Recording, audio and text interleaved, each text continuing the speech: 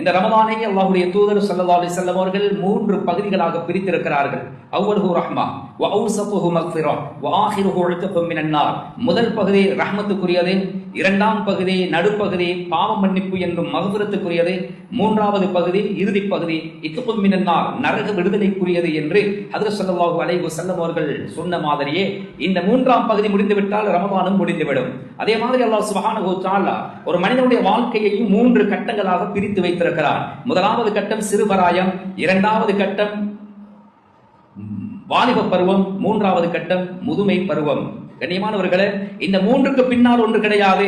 அதற்கு பின்னால் மனிதன் தன்னுடைய வாழ்க்கையை முடித்துக் கொள்ள வேண்டும். வாழ்க்கையை மனிதன் அவனுக்கு கொடுக்கப்பட்ட அந்த சந்தர்ப்பம் தீர்ந்துவிடும், முடிந்துவிடும். எனவே அல்லாஹ்வால் தரப்பட்டிருக்கின்ற இந்த சந்தர்ப்பத்தை யாரெல்லாம் சரியாக பயன்படுத்துகிறார்களோ இவர்கள்தான் ஆகப்பெரிய புத்திசாலிகள். இந்த ரமதானுடைய 3 கட்டங்களிலும் அல்லாஹ் சுப்ஹானஹு வ தஆலா இந்த நரக விடுதலை என்ற பகுதியை இறுதி பகுதியாக ஆக்கி வைத்து அதற்கு முன்னால் 2 முக்கியமான பகுதிகளை தந்திருக்கிறார். அது முதலாவது ரஹ்மத், இரண்டாவது மக்ஃபிரத்.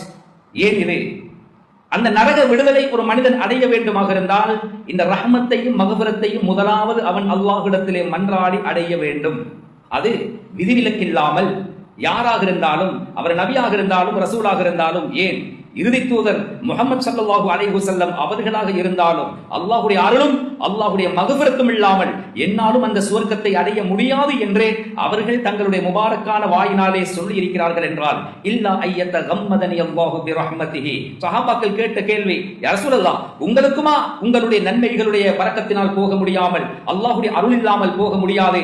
சொன்னார்கள், என்னாலும் போக முடியாது. அல்லாஹ் தன்னுடைய ரஹ்மத்தோடு என்னை அரவணைத்துக் கொள்ளவில்லை என்றால் என்னாலும் அந்த சுவர்க்கம் நுழைய முடியாது என்று ஹஜ்ரத் ஸல்லல்லாஹு அலைஹி வஸல்லம் அவர்கள் சொல்லி வைத்தார்கள் என்றால் அந்த ரஹ்மத்தும் மக்ஃபிரத்தும் எவ்வளவு ஒரு முக்கியத்துவம் பெறுகிறது என்பதை இந்த இடத்திலே நாம் உணர்ந்து கொள்ள வேண்டும். ஸல்லல்லாஹு அலைஹி வஸல்லம் அவர்கள் மரணிப்பதற்கு சுமார் 80,000 நாட்களுக்கு முன்னால் இறக்கப்பட்ட ஒரு சூரா சூரத்துல் ஃபத்ஹ். இன்னா இதா ஜாஅ நஸ்ருல்லாஹி வல் ஃபத்ஹ் வரைதன் நாஸ யதுகுலூன ஃபீ தீனில்லாஹி அஃப்வாஜா ஃபஸப்பிஹ் பிஹம்தி ரப்பிக வஸ்தக்ஃபிர். அல்லாஹ் சுப்ஹானஹு வ தஆலா மறைமுகமாக நபி ஸல்லல்லாஹு அலைஹி வஸல்லம் அவர்களுடைய மரண செய்தியை இந்த சூராவின் மூலம் அறிவிக்கிறான் என்று ஹஜ்ரத் அபூபக்கர் சித்தீக் ரலியல்லாஹு தஆலா அன்ஹு அவர்கள் இந்த சூரா இறங்கிய உடனே ஏங்கி அழ ஆரம்பித்தார். சஹாபாக்கள் கேட்டார்கள், இந்த முதியவருக்கு என்னப்பா வந்தது?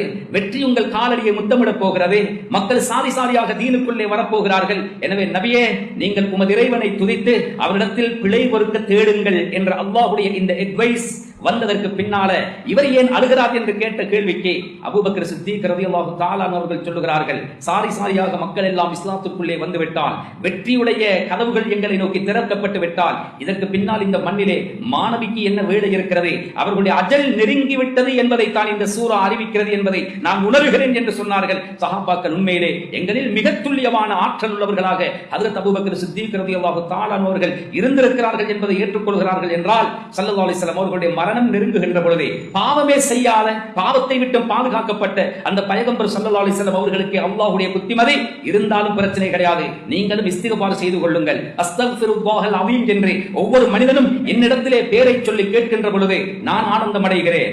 இஸ்திக்ஃபார் வெறுமனே ஒரு இபாதத், பாவம் செய்துதான் கேட்க வேண்டும் என்றல்ல. தூபா லிமன் வஜத ஃபீ ஸஹீஃபதிஹி இஸ்திக்ஃபாரன் கஸீரா.